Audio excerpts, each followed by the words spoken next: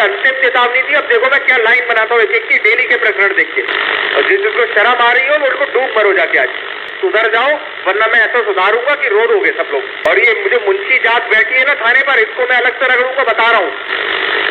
मतलब रेप जैसे मामले में आप लोग पंचायत करने बैठ जाते हैं यहाँ पर। ये Munshi, SSI, SHO, additional SHO सबके नाकारा बैठा रखे हैं क्या मैंने यहाँ पर?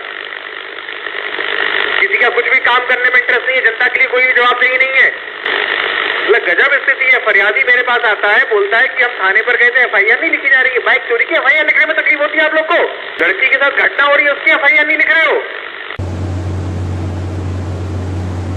टेंगो कमांडर सर, महोदय टेंगो आदेश करें सर। सब लोग अपीयर हैं? हाँ सर, सभी लोग अपीयर हैं सर, सभी लोग अपीयर हैं।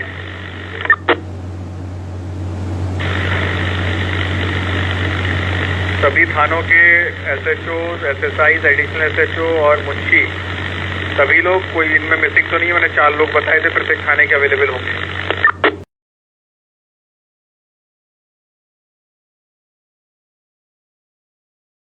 इंस्पेक्टर उरई छुट्टी पर है, तो उनके जो सेकंड प्रभारी है वो मौजूद है सर। सभी लोग ध्यान से सुन लीजिए, ये मैं अंतिम चेतावनी आप लोग को दे रहा हूँ। आज की जो घटना है वो दिखाती है कि वही पंचायत मोड़ से बाहर नहीं निकल पाए, और आज बिल्कुल शर्मिंदा करने वाली घटना थी जो आज हुई है। उसके लिए मैं शर्म आनी चाहिए और डूब मरना चाहिए। जो हमारे वो बिल्कुल इस तरह का है कि बिल्कुल डूब मरने वाली स्थिति है। शर्म आनी चाहिए हम लोग को कि हम आज के समय में एफआईआर लिखने में और ये पंचायत मोड़ से बाहर नहीं निकल पा रहे हैं। गरीब पीड़ित को न्याय नहीं दे पा रहे हैं हम लोग।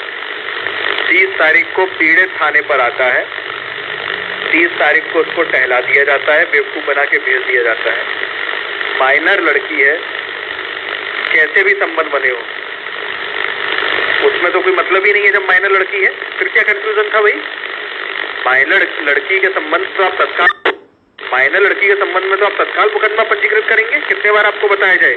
और किस एसएचओ को कंफ्यूजन है? मतलब रेप जैसे मामले में आप लोग पंचायत करने बैठ जाते हैं यहाँ पर। ये Munshi, SSI, SHO, additional SHO सबके नाकारा बैठा रखे हैं क्या मैंने यहाँ पर? किसी का कुछ भी काम करने में इंटरेस्ट नहीं है, जनता के लिए कोई भी जवाबदेही नहीं है।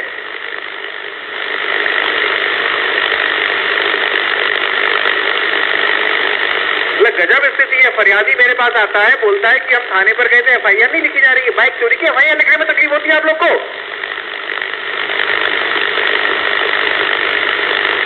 लड़की के साथ घटना हो रही है, उसकी एफआईआर नहीं लिख रहे हो?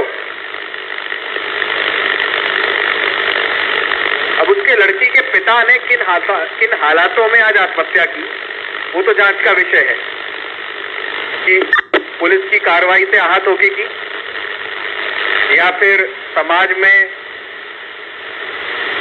बदनामी होती उस कारण की। लेकिन आत्महत्या तो उसने की, और उसके लिए हम लोग कहीं ना कहीं सब जिम्मेदार हैं। क्लियर दिखाता है ये कि हम पंचायत मोड़ से बाहर नहीं निकल पाए।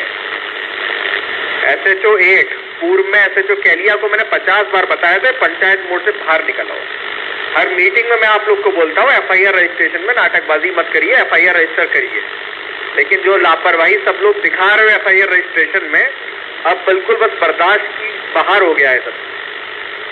मुंशी, एसएसआई, एडिशनल एसएचओ की जिम्मेदारी है कि अगर आपके एसएचओ नहीं लिख रहे हैं एफआईआर, तत्काल मुझे बताएंगे कि ये प्रकरण आया है और इंस्पेक्टर साहब ने एफआईआर नहीं लिखी है।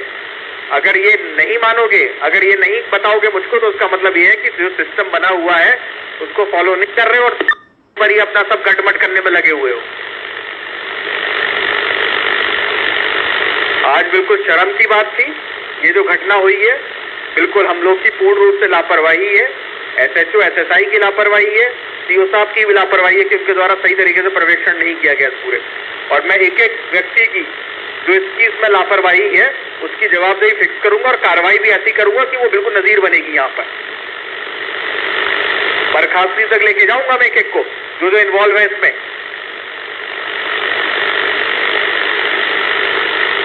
और ये अंतिम चेतावनी है। कोई भी गंभीर प्रकरण आएगा उसको आप तत्काल सीओ, एडिशनल एसपी और मुझसे डिस्कस करेंगे। ये जो पंचायत का तरीका है ये बंद कर दीजिए। 50 बार बोल चुका हूं, मेरे पास सूचना आनी चाहिए जो एप्लीकेशन आपकी आ रही है, लेकिन नहीं भेज रहे हैं। इस एप्लीकेशन की भी सूचना नहीं आई थी थाने से। सीओ साहब बस कॉपी पेस्ट करके भेज देते, सीओ भी नहीं देख रहे क्या सूचना उनके लोग दे रहे हैं।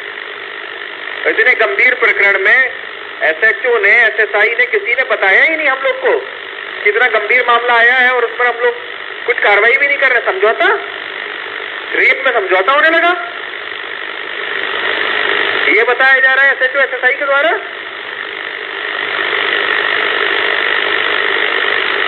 एसएचओ, एसएसआई दोनों को तत्काल प्रभाव से मेरे द्वारा सस्पेंड कर दिया गया है और मैं पूरे प्रयास करूंगा, मैं इतनी अच्छी इसमें कार्रवाई करूंगा, इतनी अच्छी चार्जशीट बनाऊंगा कि बर्खास्तगी तक लेके जाऊंगा मैं दोनों को, या फिर इसके अलावा कोई अन्य तीसरा चौथा व्यक्ति भी इन्वॉल्व है तो। और ये अंतिम चेतावनी है, सुधर जाओ वरना मैं ऐसा सुधारूंगा कि रोड हो गए सब लोग।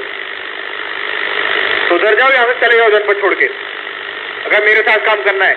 इतना तुम्हारे साथ लग के, तुम्हारे साथ मेहनत करके, तुम लोग को स्वतंत्रता देके लग रहा है दिमाग खराब हो गए तुम लोग के। स्वतंत्रता या इज्जत पाने के लायक नहीं हो तुम लोग अगर इस तरह की हरकतें कर रहे हो तो। और ये मुझे मुंशी जात बैठी है ना थाने पर, इसको मैं अलग से रगड़ूंगा, बता रहा हूं।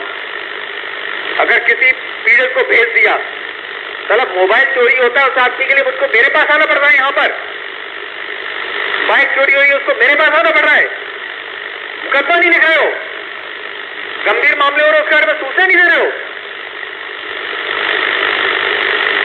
ये अंतिम चेतावनी थी। अब देखो मैं क्या लाइन बनाता हूं एक एक की, डेली के प्रकरण देख के। और जिसको शर्म आ रही हो वो उनको डूब मरो जाके आज। तत्काल एसएचओ 8 और एसएसआई वहां से रवानगी करें और लाइन में आप तत्काल प्रभाव से सस्पेंड है।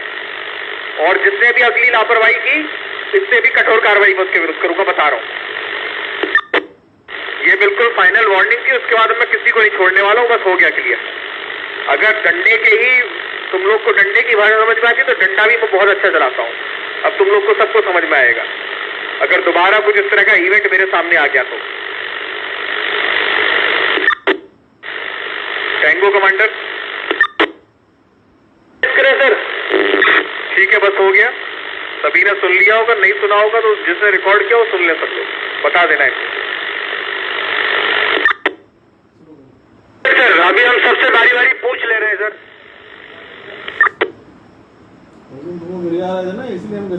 CQ Tengo, CQ from Tengo, ये सभी थानों ने कमांडर महोदय को सुन लिया होगा, बहुत नाराजगी व्यक्त कर रहे हैं।